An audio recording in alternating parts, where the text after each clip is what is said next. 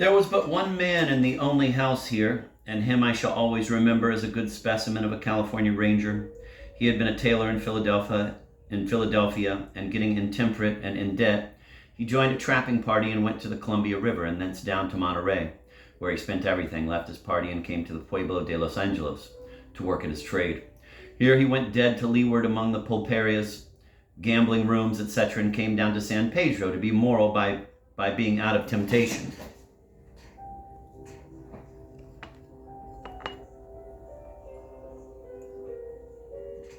To be moral by being out of temptation. Fantastic.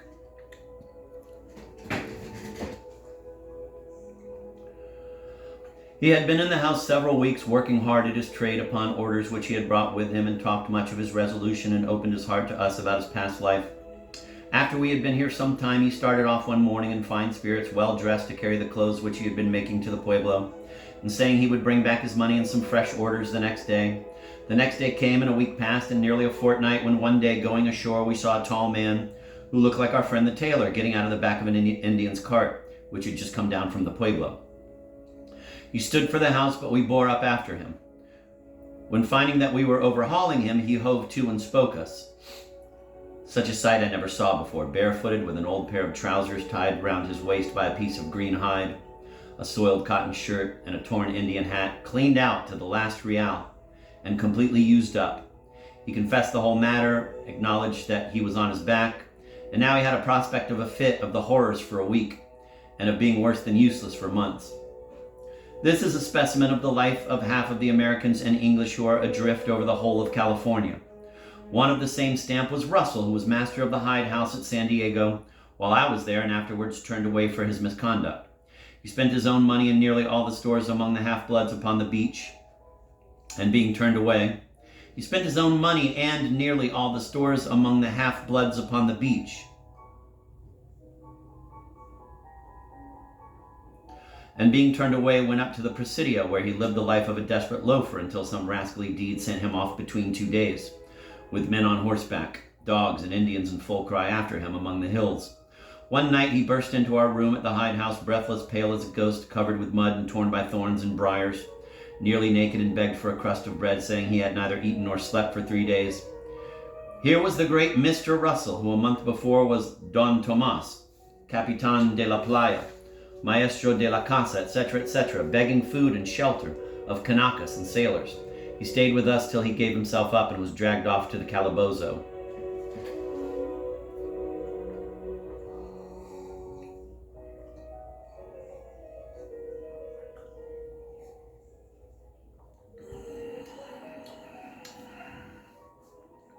Another and a more amusing specimen was one whom we saw at San Francisco. He had been a lad on board the ship California in one of her first voyages, and ran away and commenced ranchero.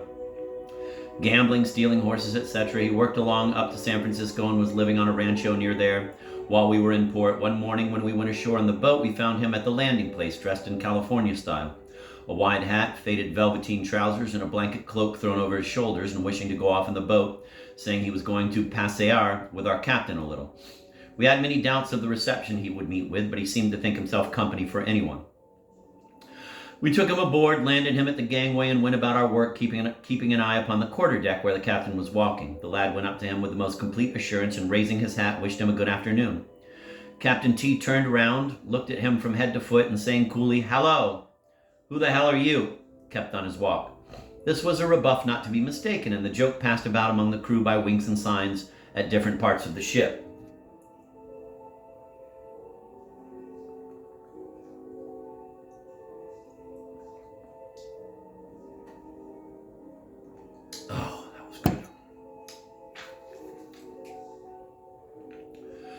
Finding himself disappointed at headquarters, he edged along forward to the mate, who was overseeing some work on the forecastle, and tried to begin a yarn, but it would not do. The mate had seen the reception he had met with aft, and would have no cast-off company. The second mate was aloft, and the third mate and myself were painting the quarter boat, which hung by the davits. So he betook himself to us, but we looked at one another, and the officer was too busy to say a word. From us he went to one and another of the crew, but the joke had got before him, and he found everybody busy and silent. Looking over the rail a few moments afterward, We saw him at the galley door talking to the cook. This was a great come down from the highest seat in the synagogue to a seat in the galley with the black cook. At night, too, when supper was called, he stood in the waist for some time, hoping to be asked down with the officers, but they went below one after another and left him. His next chance was with the carpenter and sailmaker, and he lounged round an after hatchway until the last had gone down. But he lounged round the after hatchway until the last had gone down. We had now had fun enough out of him, and taking pity on him, offered him a pot of tea and a cut at the kid, with the rest in the forecastle. He was hungry, and it was growing dark, and he began to see that there was no use in playing the caballero any longer, and came down into the forecastle. Put into the grub in sailor style, threw off all his airs, and enjoyed the joke as much as anyone, for a man must take a joke among sailors. He gave us the whole account of his adventures in the country, roguery and all, and was very entertaining. He was a smart, unprincipled fellow, was at the bottom of most of the rascally doings of the country, and gave us a great deal of interesting information in the ways of the world we were in.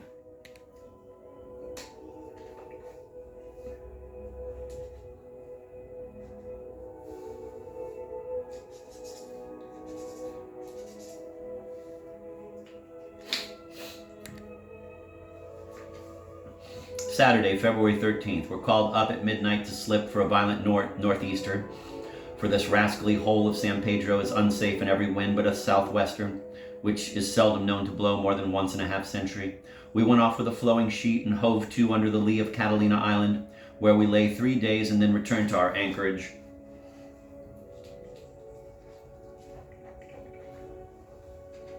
Tuesday, February 23rd. This afternoon a signal was made from the shore, and we went off in the gig and found the agent's clerk, who had been up to the Pueblo, waiting at the landing place with a package under his arm covered with brown paper and tied carefully with twine. No sooner had we shoved off than he told us there was good news from Santa Barbara. "What's that?" said one of the crew. "Has the bloody agent slipped off the hooks? Has the old bundle of bones got him at last?" "No, better than that. The California has arrived. Letters, papers, news, and perhaps friends on board." Our hearts were all up in our mouths, and we pulled away like good fellows, for the precious packet could not be opened except by the captain. As we pulled under the stern, the clerk held up the package and called out to the mate, who was leaning over the taffrail, that the California had arrived. "Hurrah!" said the mate, so as to be heard fore and aft. "California come, and news from Boston." Instantly there was a confusion on board which no one could account for who has not been in the same situation. All discipline seemed for a moment relaxed. "What's that, Mr. Brown?" said the cook, putting his head out of the galley. "California come?" Aye, you angel of darkness, and there's a letter for you from Bull Knop Treat, number 225, Green Door and Brass Knocker." The packet was sent down into the cabin, and everyone waited to hear of the result. As nothing came up, the officers began to feel that they were acting rather a child's part, and turned the crew to again, and the same strict discipline was restored, which prohibits speech between man and man while at work on deck, so that when the steward came forward with letters for the crew, each man took his letters, carried them below to his chest, and came up again immediately, and not a letter was read until we had cleared up decks for the night. An overstrained sense of manliness is the characteristic of seafaring men, or rather of life on board ship. This often gives an appearance of want of feelings and even of cruelty. From this, if a man comes within an ace of breaking his neck and escapes, it is made a joke of, and no notice must be taken of a bruise or cut, and any expression of pity or any show of attention would look sisterly and unbecoming a man who has to face the rough and tumble of such a life. From this, too, the sick are neglected at sea, and whatever sailors may be ashore, a sick man finds little sympathy or attention, forward or aft. A man, too, can have nothing peculiar or sacred on board ship, for all the nicer feelings they take pride in disregarding, both in themselves and others. A thin-skinned man could not live an hour on shipboard. One would be torn raw unless he had the hide of an ox. A moment of natural feeling for home and friends, and then the frigid routine of sea life returned. Jokes were made upon those who showed any interest in the expected news, and everything near and dear was made common stock for rude jokes and unfeeling coarseness, to which no exception could be taken by anyone. Supper, too, must be eaten before the letters were read, and when at last they were brought out, they all got round anyone who had a letter and expected to have it read aloud and have it all in common. If anyone went by himself to read, it was fair play there and no skulking. I took mine and went into the sailmaker's berth, where I could read it without interruption. It was dated August, just a year from the time I had sailed from home, and everyone was well. And no great change had taken place. Thus, for 1 year, my mind was set at ease. Yet it was already 6 months from the date of the letter, and what another year would bring to pass could I tell? Everyone away from home thinks that some great thing must have happened, while to those at home there seems to be a continued monotony and lack of incident.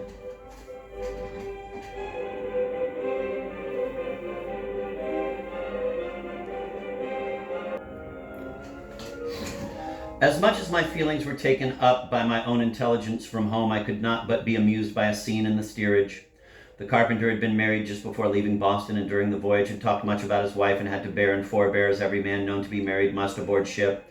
Yet the certainty of hearing from his wife by the first ship seemed to keep up his spirits. The California came, the packet was brought on board, no one was in higher spirits than he, but when the letters came forward, there was none for him. The captain looked again, but there was no mistake. Poor Chips could eat no supper. He was completely down in the mouth. Sales, the sailmaker, tried to comfort him and told him he was a bloody fool to give up his grub for any woman's daughter, and reminded him that he had told him a dozen times that he'd never see or hear from his wife again. Ah, said Chips, you don't know what it is to have a wife. And don't I? Said Sales. And then came, for the 100th time, the story of his coming ashore at New York from the Constellation frigate after a cruise of 4 years round the Horn, being paid off with over $500, marrying and taking a couple of rooms in a 4-story house, furnishing the rooms with a particular account of the furniture, including a dozen flag-bottomed chairs, which he always dilated upon whenever the subject of furniture was alluded to. Going off to sea again, leaving his wife half pay like a fool, coming home and finding her off like Bob's horse with nobody to pay the reckoning. Furniture gone, flag-bottomed chairs and all, and with it his long togs, the half pay, his beaver hat, white linen shirts, and everything else. His wife he never saw or heard of from that day to this, and never wished to. Then followed a sweeping assertion, not much to the credit of the sex, if true, though he has Pope to back him. Come, Chips, cheer up like a man and take some hot grub. Don't be made a fool of by anything in petticoats. As for your wife, you'll never see her again.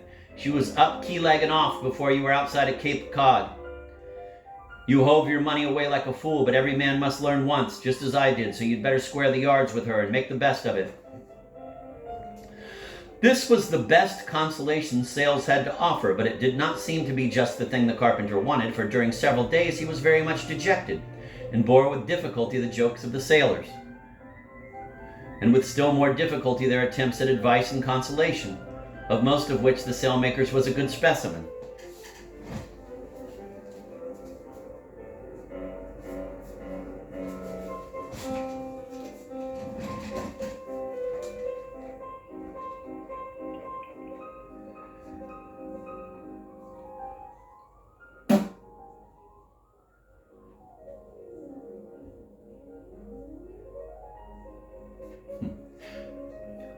I'm going to reread that little paragraph. This was the best consolation Sales had to offer, but it did not seem to be just the thing the carpenter wanted.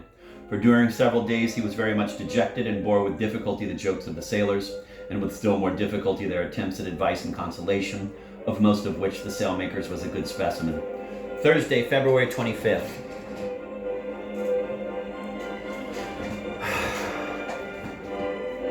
Set sail for Santa Barbara, where we arrived on Sunday the 28th. We just missed of seeing the California, for she had sailed 3 days before down to Monterey to enter her cargo and procure her license, and thence to San Francisco, etc. Captain Arthur left files of Boston papers for Captain T, which after they had been read and talked over in the cabin, I procured from my friend the third mate. One file was of all the Boston transcripts for the month of August 1835, and the rest were about a dozen daily advertisers and couriers of different dates. After all, there is nothing in a strange land like a newspaper from home.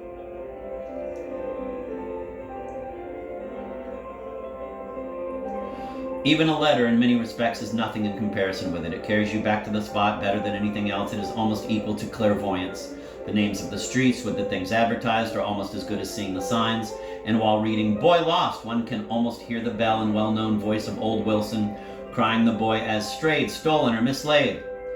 Then there was the commencement at Cambridge, and the full account of the exercises at the graduating of my own class, a list of all those familiar names, beginning as usual with Abbott and ending with W, which, as I read them over one by one, brought up their faces and characters as I had known them in the various scenes of college life. Then I imagined them upon the stage, speaking their orations, dissertations, colloquies, etc., with the gestures and tones of each, and tried to fancy the manner in which each would handle his subject. Handsome, showy, and superficial, with his strong head, clear brain, cool self-possession, modest, sensitive, and underrated, the mouthpiece of the debating clubs, noisy, vaporous, and democratic, and so following.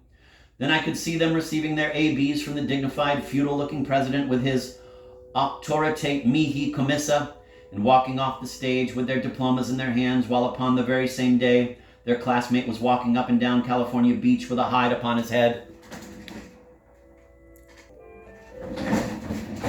Every watch below for a week I pored over these papers until I was sure there could be nothing in them that had escaped my attention and was ashamed to keep them any longer.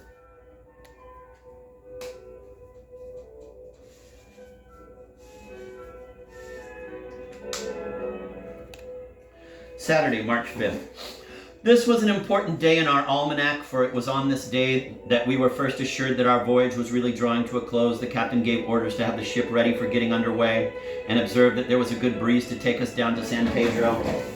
I'm fucking sick of listening to that shit. Then we were not going up to windward.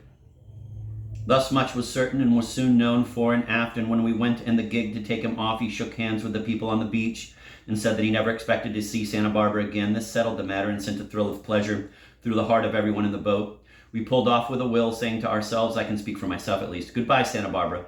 This is the last pull here. No more duckings in your breakers and slipping from your cursed southeasters. The news was soon known aboard and put life into everything when we were getting underway. Each one was taking his last look at the mission, the town, the breakers on the beach, and swearing that no money would make him ship to see them again. And when all hands tallied on to the catfall, the chorus of Time for Us to Go was raised for the first time and joined in with full swing by everybody. One would have thought we were on our voyage home, so near did it seem to us, though there were yet 3 months for us on the coast. We left here the young Englishman, George Marsh, of whom I have before spoken, who was wrecked upon the Pelew Islands. He left us to take the berth of second mate on board the Ayacucho, which was lying in port. He was well qualified for this, and his education would enable him to rise to any situation on board ship. I felt really sorry to part from him. There was something about him which excited my curiosity, for I could not for a moment doubt that he was well born and in early life well bred. There was the latent gentleman about him in the sense of honor, and no little of pride, of a young man of good family. The situation was offered him only a few hours before we sailed, and though he must give up returning to America, yet I have no doubt that the change from a dog's berth to an officer's was too agreeable to his feelings to be declined. We pulled him on board the Ayacucho, and when he left the boat, he gave each of its crew a piece of money, except myself, and shook hands with me, nodding his head, as much as to say, we understand one another, and sprang on board. Had I known an hour sooner that he was to leave us, I would have made an effort to get from him the true history of his early life. He knew that I had no faith in the story which he told the crew, and perhaps in the moment of parting from me, probably forever, he would have given me the true account. Whether I shall ever meet him again, or whether his manuscript narrative of his adventures in the Pelew Islands, which would be creditable to him and interesting to the world, will ever see the light, I cannot tell. His is one of those cases which are more numerous than those suppose, who have never lived anywhere but in their own homes and never walked but in one line from their cradles to their graves. We must come down from our heights and leave our straight paths for the byways and low places of life, if we would learn truths by strong contrasts, and in hovels and forecastles and among our own outcasts in foreign lands, see what has been wrought upon our fellow creatures by accident, hardship, or vice. 2 days brought us to San Pedro, and 2 days more, to our no small joy, gave us our last view of that place, which was universally called the Hell of California, and seemed designed in every way for the wear and tear of sailors. Not even the last view could bring out one feeling of regret. No thanks, thought I, as we left the sandy shores in the distance, for the hours I have walked over your stones barefooted with hides on my head, for the burdens I have carried up your steep muddy hill, for the duckings in your surf, and for the long days and longer nights passed on your desolate hill, watching piles of hides, hearing the sharp bark of your eternal coati, and the dismal hooting of your owls. As I bade goodbye to each successive place, I felt as though one link after another were struck from the chain of my servitude. Having kept close inshore for the land breeze, we passed the mission of San Juan Capistrano the same night, and saw distinctly by the bright moonlight the hill which I had gone down by a pair of halyards in search of a few paltry hides.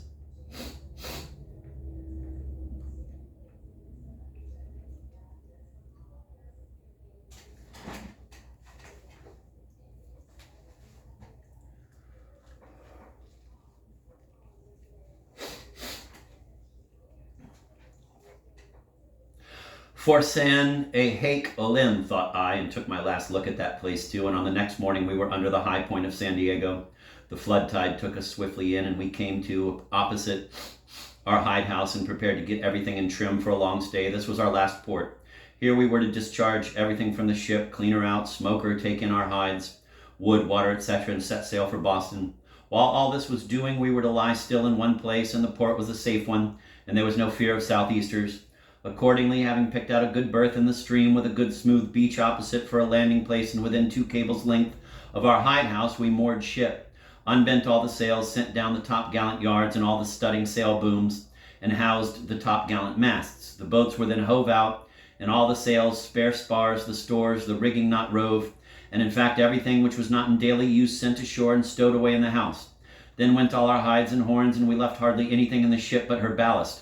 And this we made preparation to heave out the next day. At night, after we had knocked off and were sitting round in the forecastle, smoking and talking and taking sailor's pleasure, we congratulated ourselves upon being in that situation in which we had wished ourselves every time we had come into San Diego. If we were only here for the last time, we had often said, with our top gallant masts housed and our sails unbent. And now we had our wish. 6 weeks or 2 months of the hardest work we had yet seen was before us. And then, goodbye to California.